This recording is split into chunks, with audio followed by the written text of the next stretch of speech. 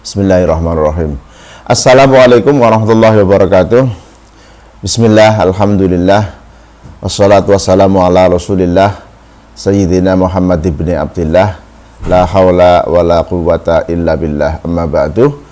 Saudara-saudara sekalian yang saya hormati dimanapun saudara berada, alhamdulillah pada saat ini kita insya Allah akan melanjutkan hikmah yang ke-11 ya.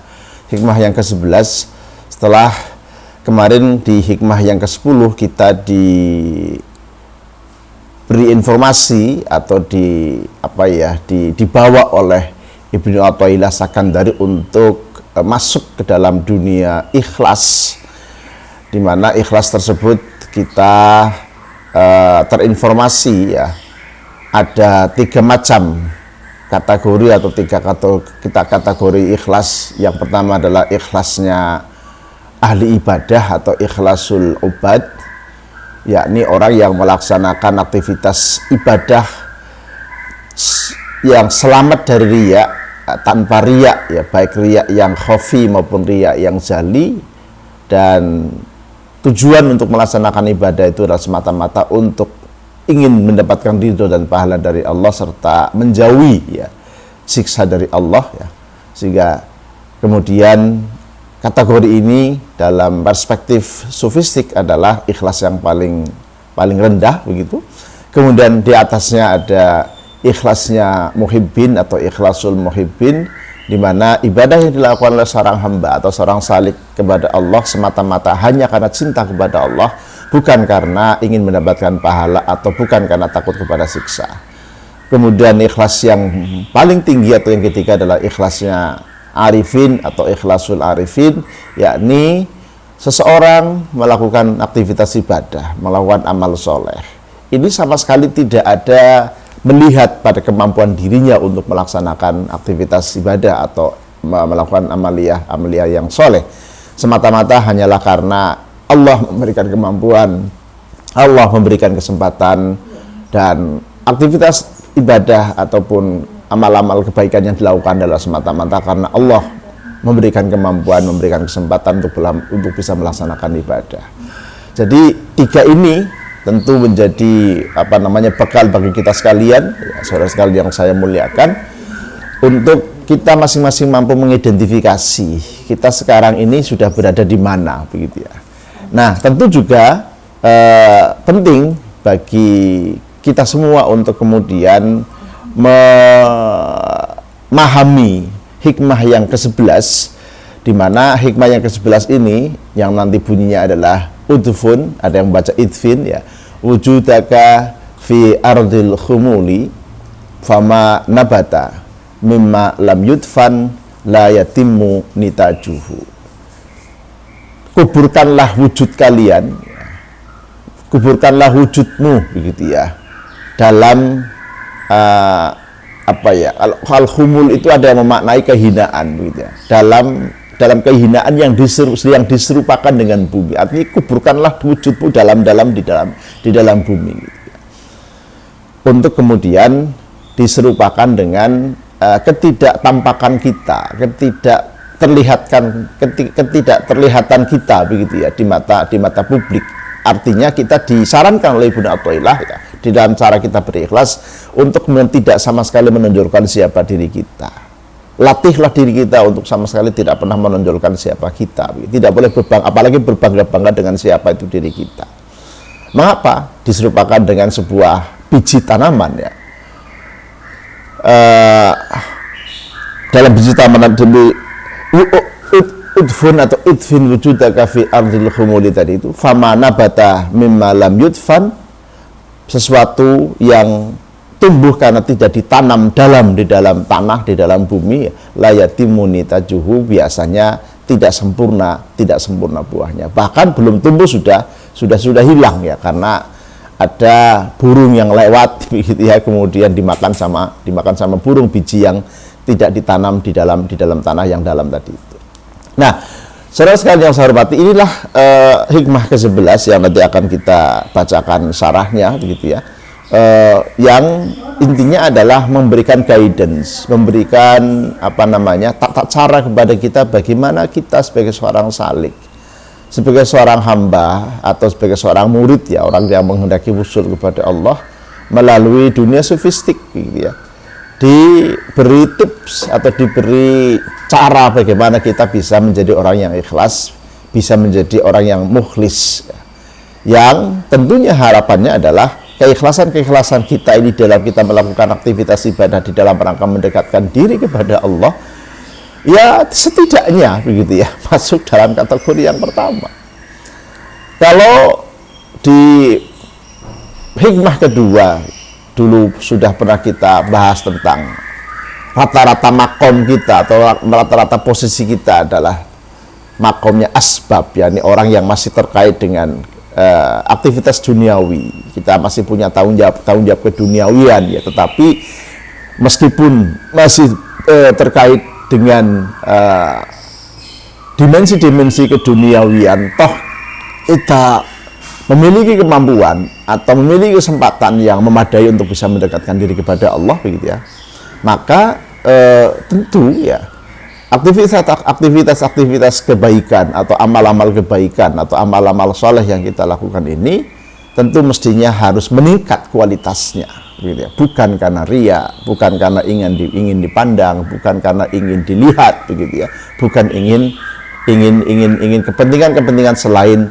Allah begitu ya. Nah, oleh karena itu minimal ya kita dengan mengkaji Al-Hikam dengan berikut syarahnya ini secara bertahap kita mampu memperbaiki diri, minimal masuk ke level yang pertama, yakni ikhlasul ubad, di mana ibadah kita kepada Allah memang betul-betul karena atau semata-mata ingin mendapatkan anugerah atau mendapatkan pahala, dan ibadah kita kepada Allah karena kita tidak ingin mendapatkan siksa dari Allah, bukan karena yang lain, alias bukan karena ingin dipandang, bukan ingin dipuji, bukan karena ingin dipuja begitu ya, dan bukan ingin dikenal dan seterusnya. Minimal itu kita menjadi orang yang ikhlas, kategorinya ikhlasul ubad untuk yang pertama. Syukur kemudian lambat laun secara bertahap kita bisa meningkatkan kualitas keikhlasan kita untuk level yang kedua, apalagi kemudian bisa sampai kepada level yang ketiga.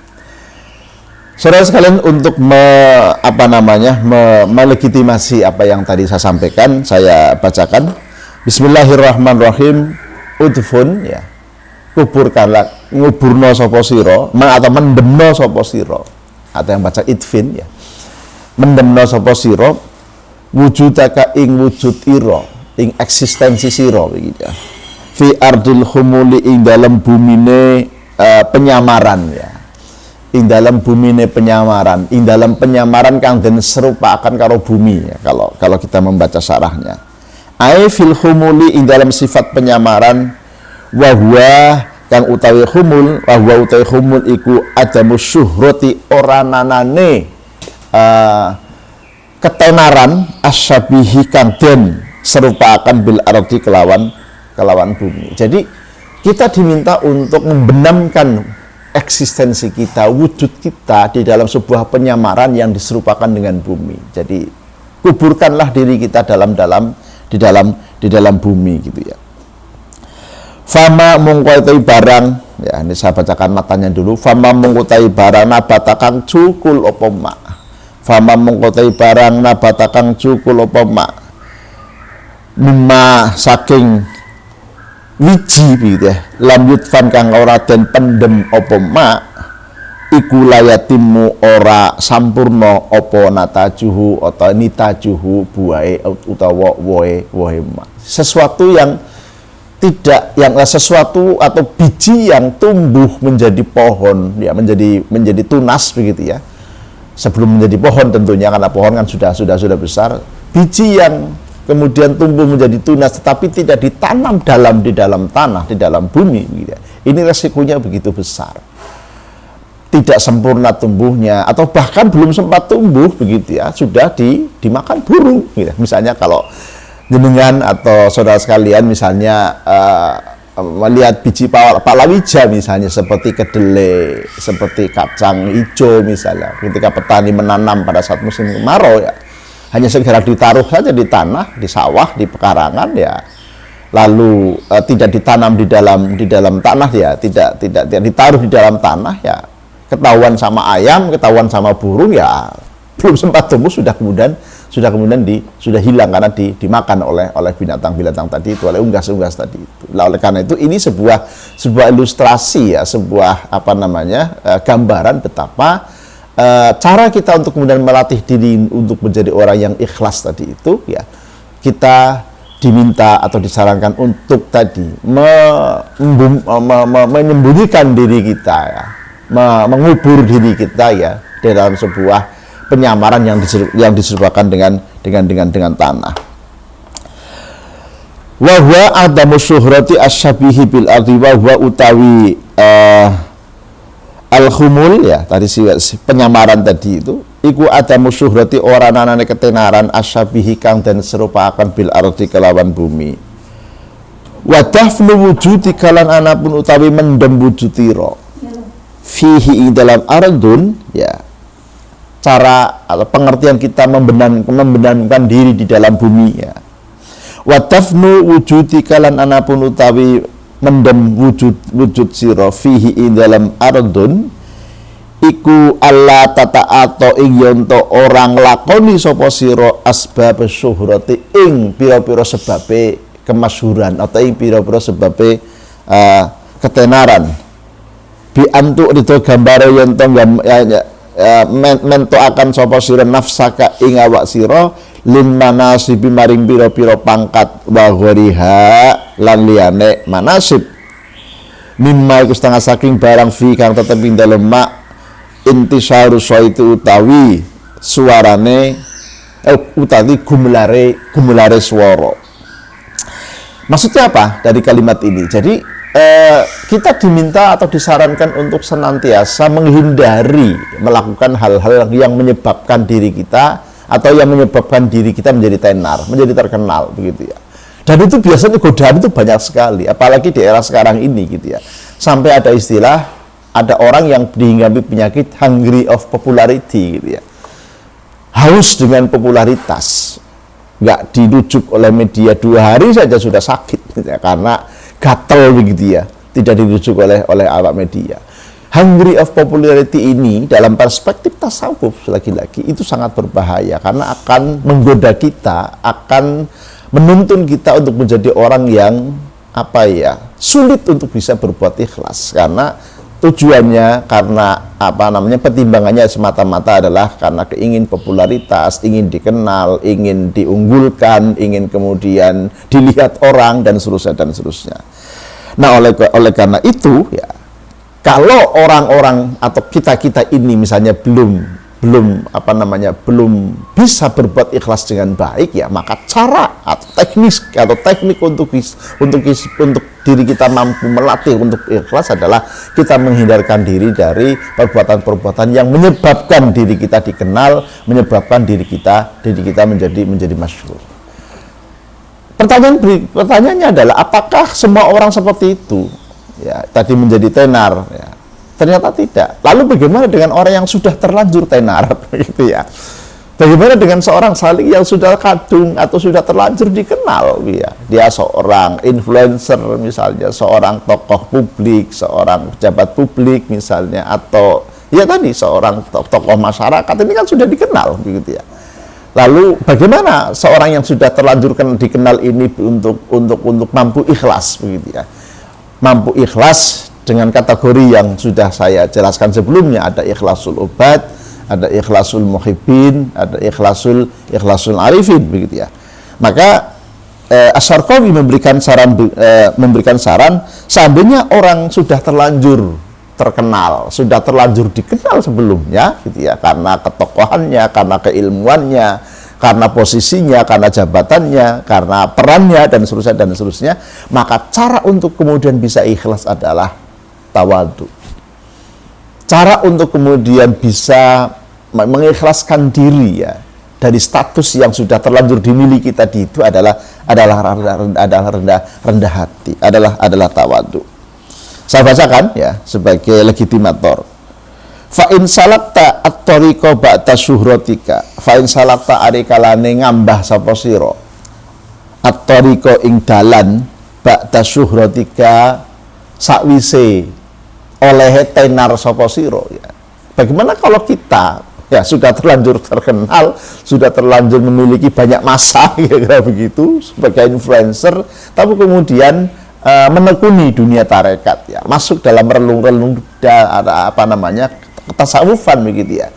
Maka saran dari Asy-Syarqawi ya sebagai pensarih adalah fal wajib mongko utahe kanthi wajibaken ngalekai ngatasi sira iku at-tawadhu.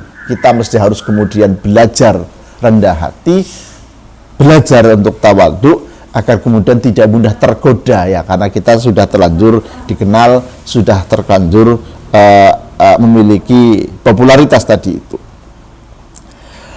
Wa alla tarolan orang ningali, wa alla tarolan yen to ora ningali sapa sira li nafsika maring awak dhewe sira makoman ing pangkat, wala tarolan orang ningali sapa sira ma ing barang antakum utawi sira iku fi ing dalem ma bayane minal manasib saking pira-pira derajat utawi pangkat wa ghariha lan liyane manasib syai'an ing suwiji-wiji aziman kang agung. Nah, kalau kita sudah terlanjur terkenal tadi, sudah terlanjur dikenal, sudah terlanjur banyak yang tadi kalau kita sudah populer begitu, populer karena keilmuan kita, populer karena prestasi kita barangkali, populer karena jabatan kita, populer karena status kita, populer mungkin karena kita ya memiliki hobi untuk bersedekah misalnya dan banyak orang tahu misalnya, maka satu kuncinya harus kita tawadhu, haruslah kita tawadhu, dan yang kedua jangan menganggap itu sebagai sesuatu yang wah begitu ya. Apa yang kita lakukan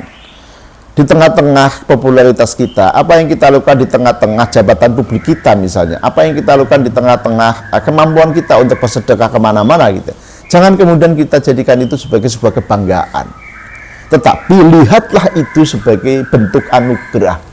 Lihatlah itu sebagai satu anugerah ya, di mana Allah memberikan anugerah kepada kita, anugerah popularitas, lalu popularitas itu kita gunakan dengan sebaik-baiknya agar kemudian apa yang kita lakukan itu mendatangkan keikhlasan ya.